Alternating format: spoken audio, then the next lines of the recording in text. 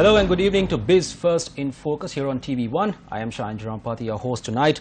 Last week on our show Biz First in Focus, we spoke to the former advisor to the Ministry of Finance, Mr. Malik Kader, on capital market, where he explained the economic impact on the Colombo Stock Exchange. Now this week we are going to speak on something which is quite crucial to the economic growth of the country, or that is what politicians are saying to us today in public forums and so on and so forth. We are joined by the President of the National Chamber of Exporters, Mr. Ramal Jayasinghe. Mr. Ramal Jayasinghe, thank you very much for joining us this evening. My pleasure. Thank you. Mr. Jayasinghe, how would you rate the country's current economic status in terms of exports? Well, if you take our central bank report of 2016, import bill far exceeds the export bill. So I think to that extent, it's an export or perish situation that we have right now. So I think we've been pushed into more or less a desperate situation where we need to get FDIs and exports. So we need to jumpstart our export effort. Speaking of, while you say we have to jumpstart now, exports have been quite negative over the past couple of years. However, within the first quarter of this year, it has climbed, it is seeing a bit of a light now. Could you comment on that? Actually, in March, you've seen a growth in the agriculture and in the manufacturing sector, which I think augurs very well for our export outlook. So this is despite the floods, despite so many issues coming around, and we managed to achieve, I think if the figures are right, around 10% growth in terms of exports over last year, but again we are below the export targets. So that's why there is a huge requirement to jumpstart our exports. What are these export targets? The export target set by the central bank. Now we have a target, right, that says by the year 2020 we should reach 50 billion US dollars. Now I'm not sure how soon we can get there, but certainly if the infrastructure and what they say, do what it takes, if we get that correct, we could get close to that. Because right now there's a lot of talk about exports. So today's paper headline says export economy, then we talk of commercial diplomacy, then we talk of export oriented entrepreneurship. So I think if all these slogans actually get together and converge and work, I'm sure we can get there. Let's speak a moment about the positive outlook we saw during the first quarter of this year in terms of exports. What has led, what have we done different, or what has the government done different to increase the export revenue in Sri Lanka within the first quarter of this year? One of the things is the government has immediately, I must say, on the taxation. Now there was the balance between the SWAT system that we had been carrying on and the new RAMIS that the Inland Revenue Department wanted to introduce. Now the issue was that RAMIS was not a completely end-to-end completed system where the SWAT was tried, tested and proved. And had we done that change, there could have been an impact, a negative impact in terms of taxation to the exporters. Now by the cabinet being proactive, of course we did make a lot of representation, and we met the cabinet quite a few times, justifying why the SWAT should be continued. So it was better to have an established system than a half-baked system where you go into a new system and then suddenly you're lost. So to that extent, I think the SWAT also helped probably get the figures and made an ease of business. Then there's, through the chamber movement, particularly the National Chamber of Exporters, we've been championing the problems that we have. We are represented in the ease of doing business, we are represented at various forums. And one of the things that I undertook when I became the president was to meet the ministers who matter one-to-one. So it was a courtesy call where they gave a more relaxed atmosphere. What were the outcomes of these meetings? Were quite positive. They are willing to listen. And also I think the problems have not been escalated directly enough. So while we do that, we have also engaged the press, because at the end of the day, the press and the media, people like you, give awareness to the public as to what's happening. So to say things have happened, but again in the cocktail circuit, you say nothing is happening. So I suppose the press and the media have a role to see on what the small achievements that we have made, because Rome was not built in a day at the end of the day, right? So we got to encourage and highlight problems that impede the export effort. So I think that has been, people have been listening. Some infrastructure changes have been made, like the SWAT that I spoke about. And also there's more focus on export production. Mr. Jayasinghe, the common man, some of our viewers who are watching here, sometimes they don't understand the reality of what's actually going on in the country, True. how different aspects affect the economy of the country. And now this year and last year in the same time, during the same period, during the month of May, we experienced battering floods which affected the entire country. I'm not sure if people understand if that these floods could affect the economy of your country. So how has the floods and landslides and all these natural disasters affected the exports of the country? Definitely, very directly it has affected. One thing is the domestic requirement. Now your paddy seasons have all gone haywire, right, where people have not been able to harvest. So that has had an impact. But fortunately we have what is exported is the non-traditional vegetable items and fruits, which has a direct impact on the benefits of the GSP or the general scheme of preferences. So that has had an impact, and probably you might see that impact in the next month or the month after, because probably by March we had already exported what we had to. So the real impact would be seen into the future, but definitely there has been an impact, and we got to make good with what we can. Mr. Jasingh, you spoke of the GSP Plus. Let's simplify this GSP Plus concession. What it is and what does it signify to Sri Lanka? All right. GSP is a scheme of preferences that are given to the EU. Now the GSP Plus, you are given an additional concession for direct products, non-traditional products. So in simple terms, the GSP Plus will actually benefit our non-traditional exports and exporters, those in the food industry, edible items, rubber goods, machinery, things like that, rather than the tea, rubber, coconut that we are used to, and apparel. So apparel also benefits from the GSP Plus. So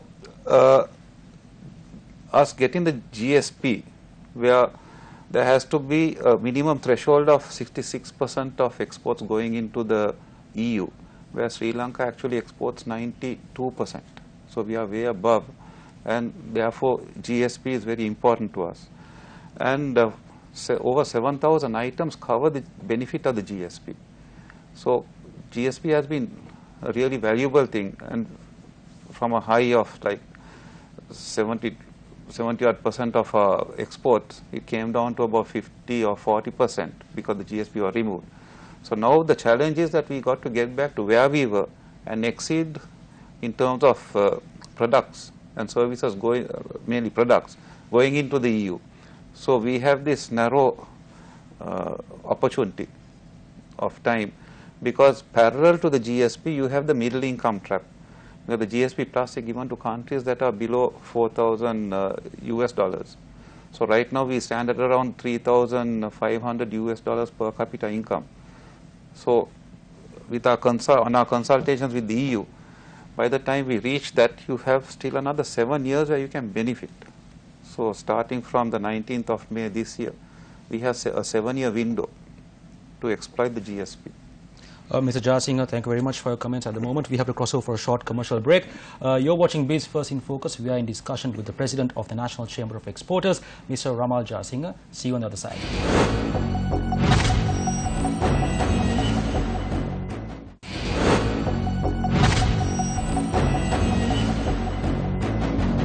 Hello, welcome back to Base First in Focus. We are joined by the President of the National Chamber of Exporters, Mr. Ramal Jasingh. Mr. Jasingh, we touched on GSP Plus concessions, which I want to touch on again. Could you give us a brief elaboration on how the GSP Plus concession could benefit Sri Lanka, and if it is sufficient alone to boost the export industry in Sri Lanka, and for how long? Because as far as I know, you've said that this is a very short-term mechanism for Sri Lanka. It's like this, at the moment we are exporting over 1,000 million euros worth of goods to the EU. So that is where we stand right now. This is a mix of from getting the GSP to getting the GSP removed, and now we are back in the GSP. So the challenge is to build it up, and that amounts only about 2.5% of the EU consumption that we are sending out. So we got to be ambitious on our target. So from 2.5, do we double it to say 5, maybe triple it the year after. So that is where we have this issue. So another fact is that the GSP Plus actually affects the SME type of non-traditional export or the value addition. So there has to be the infrastructure built in to give the know-how. For example, from the product to market, what is the gap? So we need to fill in that gap in terms of packaging, in terms of marketing expertise, marketing strategy, strategizing. So one of the issues that we have, I feel in the export, taking exports as a whole, we have not engaged the marketing profession in managing this or even strategizing. Now, any company or any product or service here would have extensive marketing activity. But what is the marketing activity that we hear of in our export market? What do we know about the EU market? What do we know about the shelf space at the Tesco? So, Mr. Jasinga, does your chamber, the National Chamber of Exporters, have a plan of engaging with European counterparts on boosting trade in Sri Lanka? Definitely. Now, we are very closely engaged with the ITC, the International Trade Center, and also the ILO, the International Labour Organization, where the ILO conducts a lot of projects along with our agriculture sector mainly and the manufacturing. And they give the know-how on how to manufacture, and they will link them with the buyers who would ultimately export. The ITC is engaged with the Export Development Board of the EDB and us and the export community in coming around a strategy. So now in this network or in this virtuous cycle, if you could call it that, we need the marketing profession. So right now, through the Ministry of Trade and Commerce and the EDB, we have now developed a marketing think tank, which consists of the Jawaharlal and the Kalaniya University academics as well as the Sri Lanka Institute of Marketing, where we come up with some basic building blocks for export marketing strategy. And hopefully that would be like a permanent committee that would guide the export community on doing maybe market research in the destination country, because right now it's all through contacts and it's fairly ad hoc, and also arrive at a value chain. So we have so many value chains within the export value chain, but again none of these are definite or defined. So we need to, as any corporate would do, go into that area of export, at least a thought process of a value chain, and then probably we would professionalize our exports to how you would attract a farmer, say in Hambantota or in Kilunurchi, and how he would get his product into a Tesco supermarket. Also, Mr. Jasinga, how important do you think is connectivity, supply, value chain management for the export sector? It is vital, which I don't think it has been recognized formally. Now each of us exporters, an individual exporter would find his own contact and it would go. Now what happens is, why our exports don't work? We don't meet quarantine standards, we don't meet many standards because it's not consistent. So the two main factors is consistency of quality and volume, continuous volume. So if we can address those two, supported by good packaging and good marketing, I think we would be in par with the other Southeast Asian export markets. Speaking of connectivity, the government has come into several free trade agreements with several countries, which has obviously been met by lots and lots of opposition. Could you say why, maybe to clear the mist? Yes, one of the concerns we are signing FTAs with far larger economies. Take China and India for an example. So there you have the issues of dumping. So we have addressed the anti-dumping law. Then the free movement of professionals. Now we have graduates who probably will not find employment if you have a flood of professionals from these two countries coming in. So we need to protect that. Then the protection of our manufacturing and agriculture sector. Now if you can get items, say if you can get a pepper at 1/3 the price from India because of their scale, then what happens to our pepper industry or to our agriculture industry? So we are very, very concerned in addressing those and the interest of our manufacturers and our entrepreneurs. So there is the NC was invited to present its case to the People's Commission, which is a fairly vociferous commission on the pitfalls of these free trade agreements. We have members now as a NCE or as an export chamber. We got to be neutral and see what's good for the country and what's good for our exporters. So that has to be addressed first. Now, however it is drafted, these free trade agreements, the government would have to have the interests of our export community, that should be supreme. Mr. Jasinger, you mentioned a very interesting word in your response there. You use the word dumping. Now, given the current context, how the country is in terms of its garbage management system, that could be misinterpreted. So could you elaborate on this word dumping in terms of economics? It's like this. I mean, now if you have a footwear manufacturer who could probably manufacture something in Thailand or India or China at, say, a quarter the price because of the sheer scale of economies, then what happens to, where do we go? Because even the local consumer would probably prefer something imported rather than our local manufacturer where our quality might be much greater. So that's where we have to address the anti-dumping, and there are laws governing anti-dumping. So we need to address that, and I think that has been adequately given prominence in our discussions with the government and the people who are writing or crafting these. Mr. Jasinger, now maybe there is opposition to these FTAs because some might argue that, you know, they are trying to protect the local consumer, so the local manufacturer, so on and so forth. Yeah, actually what the FTA ideally should provide or would provide, or at least is designed to provide, our access and inclusion into the international trade scenario.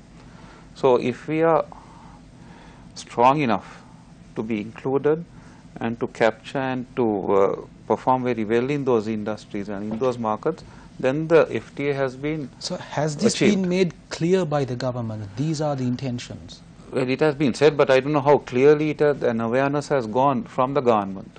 And even though an awareness is gone, there is naturally fear among our people because of the scale. So what do we do in terms of R&D, in terms of capacity building, in terms of expanding our markets? What is the know-how the government is giving? So that's where the chamber is trying to work on the private-public partnerships. Now we are working very closely with the EDB in terms of going out to the people, to the grassroots, and how to improve their packaging and how to give the agricultural know-how. So I don't think these things happened very well last time, or attempts were made, but it's not been focused enough. But now we have focus, and we are at least trying to do something. Mr. Jasinger, we have to cross over for another short commercial break. We are in discussion with Mr. Ramal Jasinger, the President of the National Chamber of Exporters. You are watching Biz First in Focus. See you on the other side.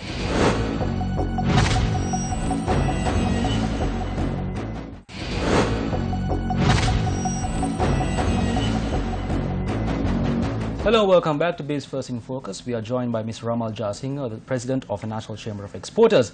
Mr. Jasinger, let's get a bit more, we will deviate a bit from our topic we've been discussing before the break. Tea used to be one of our leading exports in the country. Well, this has fallen quite drastically, and now it has been exceeded or surpassed by sectors like garments and tourism. What is the reason for the downfall of one of our best exports in the country? I think tea is a very complex situation where the industry itself is buffeted by its internal issues like a cost of production and the scale.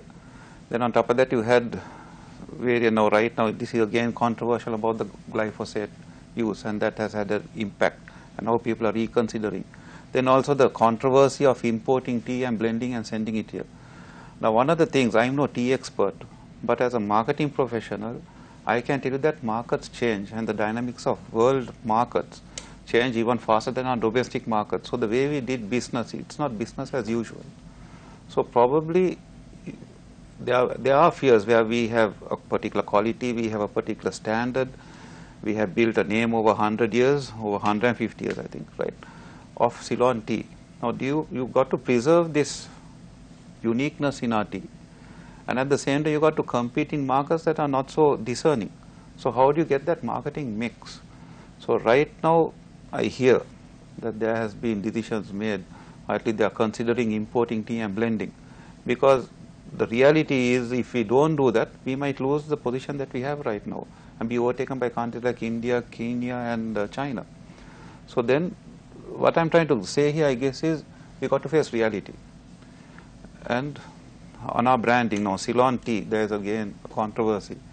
Now, I'm used to having Ceylon tea, but if you call it Sri Lanka tea, what happens? Now, because even the branding exercise in this is not only for tea, for most of our products that have had the brand Ceylon established, it could be complex. So a marketing expert cannot say, okay, across the board I'm going to change your branding into marketing Sri Lanka or something like that. So a lot of thought has to be gone in. Now this is where the professions of marketing, the tea professionals, the tea board all have to get together and come up with a strategy. And strategies are dynamic. Mr. Jasinghana, I'm going to ask a question which contradicts our entire discussion we've had today. I'm actually going to quote an advisor to the Economic Research and Regional Cooperation Department of the ADB, Dr. Ganeshan Vignaraja. He actually spoke at a forum recently. And he says the era where exports pushed a nation's economic growth has begun to slowly disappear. So while he says this, our policymakers are talking about an export-led economy. Actually, it's interesting because I was at a forum where Dr. Harsha De Silva addressed, where he says, or he knows that since 1985, international trade has actually shown a decline. So what does he show? There has been changes in manufacturing bases, there has been changes in preferences, and there's also been changes in lifestyle. So if somebody was in the UK had this, what do you call, the breakfast tea or whatever, they're probably not taken by a broader segment of consumers. So things are changed. So what is it then that is taking its place? I would say probably it's brain power, services, IT, technology. So though we are talking of exports, but again taking our export market, we are a very small country with a small capacity. But what is the difference? Because for us right now as we stand, a small increment in our exports is going to make a big difference to our economy. Because Dr. Vignaraja also in his speech he has said that Sri Lanka has to come up with a second generation economic plan, quote unquote, to stay afloat. Of course. To stay afloat. Why is it always in Sri Lanka we have to do things to stay afloat? I think it's a brain drain. I mean, if you are talking beyond the scope of this interview, right, it's the brain drain. How many of our young people are studying abroad? How many of our young people are getting into the universities? One of the things I do, I am a part-time university lecturer as well. I mean, what do our people do? They go into jobs. Very few people, as Sri Lankans, we are risk averse, so we will not do our own startups. So I think these are sessions, or these are areas where we need to address. And even the state, fortunately, there are so many initiatives or incentives given for research and development, or R&D. Now those have to actually be manifested. And how many research institutions that we have actively or proactively working? We have the private sector that is taking IT to another level. And we have companies like Iron One, Virtuosa, Millennium, going into the global arena. So that probably is where we can make the change. You have more of these entities. Mr. Jasinghana, the next question is going to push your buttons a little bit as an exporter. We talk mostly about trade barriers across borders, but not much attention has been paid to barriers with our bureaucracy. What is your concern? That's a very, very relevant question. And that's a question that is being addressed at the Ease of Doing Business Fora and various forums that we represent the exporter community in. And on shipping, then requirements of quarantine. So these are being addressed. So the role of the chamber, one of the primary roles of the chamber is, including this morning we had a session with some of our members, where you give us our problems, where we will take it to the authorities that matter and we'll ease them. So you have to take it at the moment case by case, which hopefully would lead to a huge policy or change in mindset. Because I understand why the customs are tough for things like that, because you got to control illicit trading. So we understand their situation, but again we need to have policies that will go for ease of export, and then to control, to see whether it is illegal or not.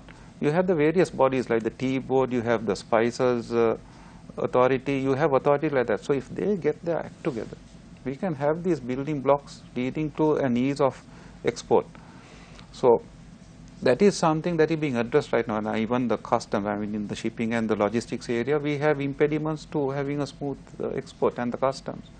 So these are areas where we are addressing. So that is where the chamber movement primarily comes in and activates. So I am happy to say that out of, I think we have something like a 30% success rate in solving the problems for our members. Let's talk about your chamber again. What plans are in the pipeline for the 25th Silver Jubilee NCE Export Awards ceremony? Well, quite a lot actually. We are really excited because this is the only award scheme for exporters that has continuously been carried out for 25 years without a break.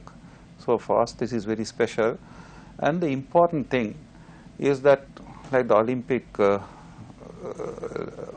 motto, it's the participation and not the winning. Because what we see and what we had done with our award scheme is to give a learning experience to those who aspire.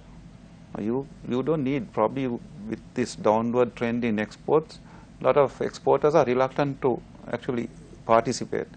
But what happens is, once you go through that the marking scheme or the scheme of what we require, you have ended up as a better company, because certain practices you would do or you would be forced to look at because of this scheme.